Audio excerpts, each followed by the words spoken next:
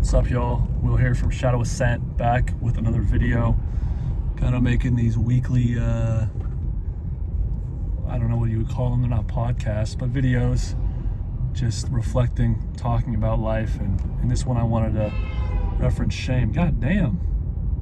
I don't know if you guys could hear that, but shame is a killer, and I think it exists in all of our lives in some way, and there's plenty of triggers to it. I actually started a worksheet yesterday that covers a lot of shame and the basis of, the roots of where it starts. I haven't gotten too deep into it yet, obviously I just started, but one thing I've always known about me is that the epicenter of my shame is sex. Through sex, I've always felt inherently like I'm not good enough. And there's a difference between shame and guilt. Guilt would be, I did poorly. I feel guilty because in this one instance, I did a bad job in some way, shape, or form. Like, in any way. But shame is, I am bad. You internalize it. And with sex, it started at a young age with porn, and watching that, not really having any ability to say, hey, maybe I shouldn't be doing this because I was only a certain age. I was an adolescent, a teenage kid. And then at a certain point, I realized, I don't think this is necessarily healthy for me. So every time I would watch, I would bottle up this feeling of self-pity, loathing, at times hatred.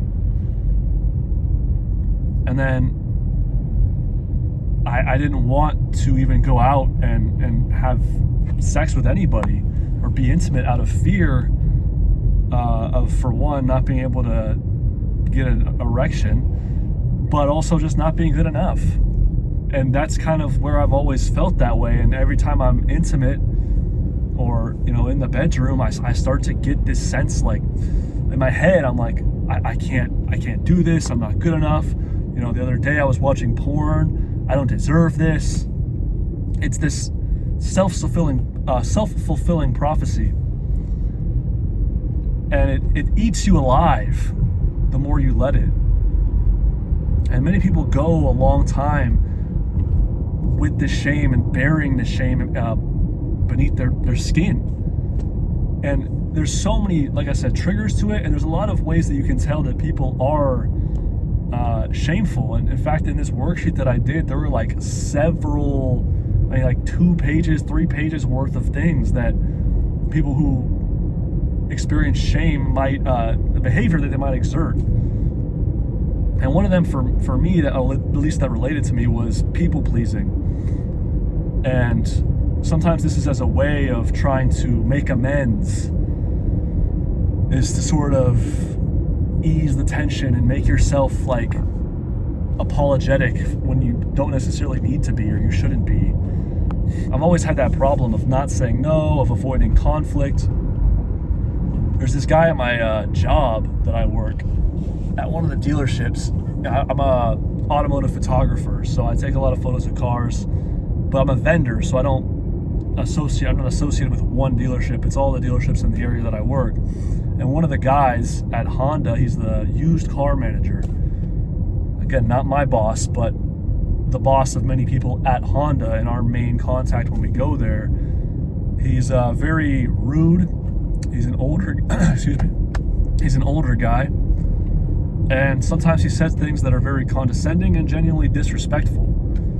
For example, I was with a couple of my fellow photographers, and there was a car that needed to have photos taken of it. And so we were deciding who was going to go get it. One of the other guys took the key and went to go shoot it. And so it was myself and the other photographer that went back to this guy, this used car manager, and I told him, hey, so-and-so is going to go shoot that car. And he says, oh, thanks, genius. Right? In just a tone that's really, man? What?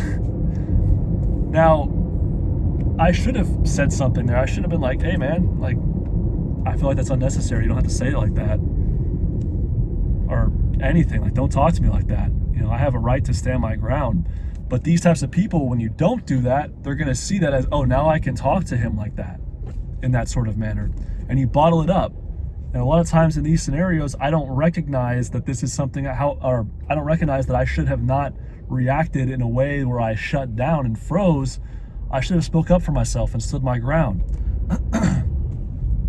There's another time where I was reaching down for a key and he told me, like, it's on this part of the board, it's on this number. And I couldn't find it for a minute, and eventually I did, and it's like, oh man, I thought you were smart. Like, why would you say that to somebody?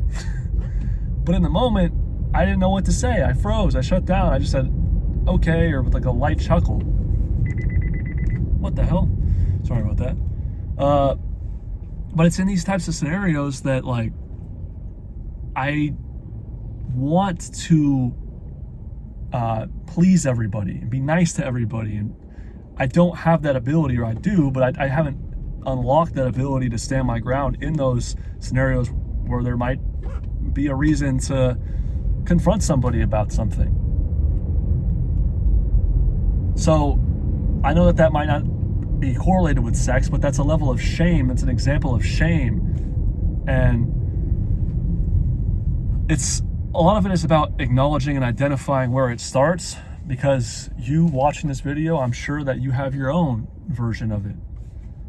And it can kind of manifest itself through addictions as well. That was another thing that was on there. Like, for me, it has been porn. For some people, it can be alcohol, weed, other illicit substances, things of that nature. And yeah, I think we often, as the saying goes, are our own worst critic, but we also put others and the needs of others on a pedestal, right? Even something as simple as taking care of ourselves in medically, going to the dentist, going to the doctor. A lot of times we put these things off to the side, or at least I do. I've had that problem, and granted, I'm young, so I don't really need to go to the doctor like frequently. But still, it's, if I have a medical issue, then I gotta take that initiative. And sometimes that's something that I don't often do, is put my needs first in situations that call for it. That's not being selfish, that's being there for yourself. So kind of putting oneself second and the needs of others and the wants of others first, and not being able to say no to things, is a way that many people can show that shame. For me, that's something that I've always had a problem with, man, is just saying no. Kind of either tiptoeing around it or just saying yes so I don't disappoint the other person. And yeah, I'm learning a lot about this and how to be better for myself, how to be there for myself more, how to show up for myself, how to make the right decision and treat myself like someone I'm responsible for helping, even if sometimes that might ruffle some feathers, hurt someone else's feelings. That's a natural part of life. You're not going to go through life being liked by everybody, or else a lot of times you're probably doing something wrong. So yeah, next time that someone says something rude or condescending to me like that, I don't need to get all up in their face, beat them to a pulp for it or anything like that. But I should definitely stand my ground and not get pushed around, or else those types of people will see that as a sign of weakness or vulnerability. Like, oh, I can treat him like that now. And no, that's not okay. No one should be talked to in that sort of way, like I mentioned about that guy. And granted, I mean, it's not like a major deal, but it's at least an example that I can recall and that matters. And yeah, how do I become better with sex? Well, that self-talk. Like, I'm fucking tough, man. Like, I'm strong. I'm capable. Like, I got this. Like, there's nothing that can stop me. I think those positive affirmations in your own head sometimes are needed. Like, dude, I'm him. I'm not even trying to be corny when I say that. Like, you got to have those types of conversations with yourself sometimes and reassure yourself, because not everybody's going to be there for you in that regard. That I have always said, and I will continue to preach this idea, that the only relationship that is guaranteed from the time you are born until your death is the one you share with yourself. And yet a lot of people don't prioritize that as much as they should. So yeah, that's kind of what I wanted to say in this video. I'm sure you guys have had your experience, and that's what I want to hear and have an open-ended conversation. And the comments, very open channel here, so by no means is there judgment. Shame is a human thing, unfortunately, but it is. And it's kind of about acknowledging that shame, because it's not like it's just something that goes away, but acknowledging it and figuring out a way to, well, I guess that's the thing. I'm still figuring out what to do with it right now, as my car keeps beeping for some reason. I'm not even close to this car in front of me. But that'll probably pretty much do it for this video. So thank you guys, and Will from Shadow Ascent signing out.